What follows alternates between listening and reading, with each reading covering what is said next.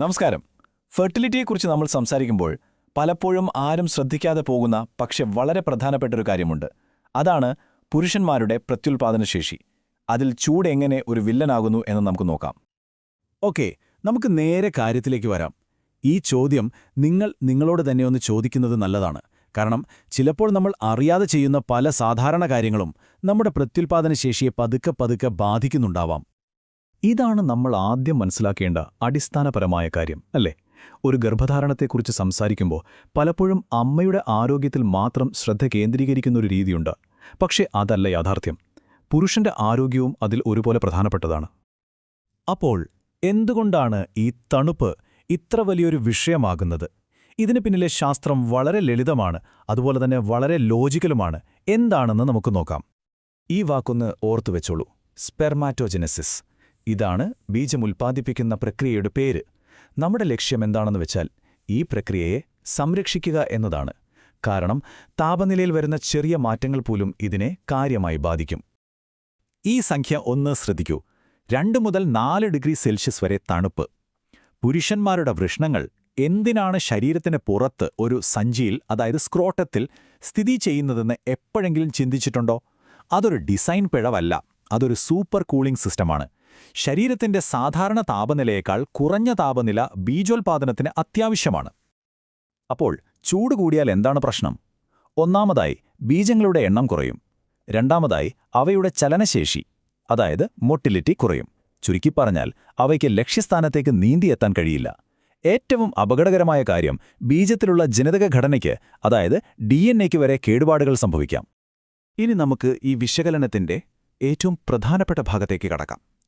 നമ്മൾ പോലും അറിയാതെ നമ്മുടെ ജീവിതത്തിന്റെ ഭാഗമായ, എന്നാൽ ശ്രദ്ധിക്കേണ്ട 3 സാധാരണ ശീലങ്ങൾ ഏതൊക്കെയാണെന്ന് നോക്കാം. ഇന്നത്തെ കാലത്ത് ഇത് വളരെ സാധാരണമായൊരു കാഴ്ചയാണ്, അല്ലേ? ഒരുപക്ഷേ നിങ്ങളിൽ പലരും ഇപ്പോഴീ വീഡിയോ കാണുന്നതുപോലും ലാപ്ടോപ്പും മടിയിൽ വെച്ചായിരിക്കും. ഇതിലെ അപകടം എന്താണെന്ന് വെച്ചാൽ ഇതൊരു ഇരട്ട ഭീഷണിയാണ്. ലാപ്ടോപ്പിൽ നിന്ന് വരുന്ന ചൂട് ഒന്ന്, പിന്നെ ലാപ്ടോപ്പ് മടിയിൽ വയ്ക്കുമ്പോൾ നമ്മൾ സ്വാഭാവികമായും കാലുകൾ ചേർത്തുവെച്ചാണ് ഇരിക്കുക. അപ്പോൾ നമ്മുടെ ശരീരത്തിലെ ചൂട് പുറത്തു പോകാതെ അവിടെ തന്നെ കുടുങ്ങിപ്പോകുന്നു. ഇതിനുള്ള പരിഹാരം വളരെ സിമ്പിളാണ്. ലാപ്ടോപ്പ് ഒരു മേശയിലോ ഡെസ്കിലോ വെച്ചുപയോഗിക്കുക. ഇത് ശരിക്കും ശ്രദ്ധിക്കേണ്ട ഒരു കാര്യമാണ്. എത്ര പെട്ടെന്നാണ് പ്രശ്നം തുടങ്ങുന്നതെന്ന് നോക്കൂ. വെറും 10-15 മിനിറ്റ് മതി താപനില അപകടകരമായ ഒരു ലെവലിലേക്ക് ഉയരാൻ. അതുകൊണ്ട് ഈ ശീലം അത്ര നിസ്സാരമായി കാണരുത്. അടുത്തത് ഒരു ഫാഷൻ സ്റ്റേറ്റ്മെന്റാണ്. എന്നാൽ ഫാഷൻ ചില സമയങ്ങളിൽ ആരോഗ്യത്തിന് അത്ര നല്ലതല്ലാത്ത ഒരു വില്ലനായി മാറാറുണ്ട്. ഇറുകിയ വസ്ത്രങ്ങൾ അതിന്റെ ഏറ്റവും നല്ല ഉദാഹരണമാണ്. ഇവിടെ സംഭവിക്കുന്നതിനെ ഒരു ഗ്രീൻ ഹൗസ് എഫക്റ്റ് എന്ന് പറയാം. ഇറുകിയ വസ്ത്രങ്ങൾ വൃഷ്ണങ്ങളെ ശരീരത്തോട് ചേർത്ത് നിർത്തുന്നു. ഇത് സ്വാഭാവികമായ വായുസഞ്ചാരം തടയുന്നു. ഫലമോ ആ ഭാഗത്ത് ചൂട് കൂടുന്നു. ഇതിനുള്ള പരിഹാരവും വളരെ എളുപ്പമാണ്. കുറച്ചുകൂടി അയഞ്ഞ കോട്ടൺ അടിവസ്ത്രങ്ങളിലേക്ക് മാറുക. ഇത് വളരെ പ്രധാനപ്പെട്ട ഒരു ഓർമ്മപ്പെടുത്തലാണ്. പ്രത്യേകിച്ചൊരു കുടുംബം തുടങ്ങാൻ പ്ലാൻ ചെയ്യുന്ന സമയത്ത് സ്റ്റൈലിനേക്കാൾ കൂടുതൽ പ്രാധാന്യം ആരോഗ്യത്തിന് നൽകുന്നത് നല്ലതാണ്. നമ്മൾ സാധാരണയായി റിലാക്സ് ചെയ്യാൻ വേണ്ടി ചെയ്യുന്ന ചില കാര്യങ്ങൾ നമ്മുടെ ബീജങ്ങൾക്ക് എത്രത്തോളം സ്ട്രെസ് കൊടുക്കുന്നുണ്ടെന്ന് നോക്കാം. തെർമൽ ഷോക്ക് എന്നൊരു പ്രതിഭാസമാണ് ഇവിടെ വില്ലനായി വരുന്നത്. ചൂടുവെള്ളത്തിൽ ശരീരം മുഴുവനായി മുങ്ങുമ്പോൾ വൃഷ്ണസഞ്ചിയുടെ താപനില പെട്ടെന്ന് ഉയരുന്നു.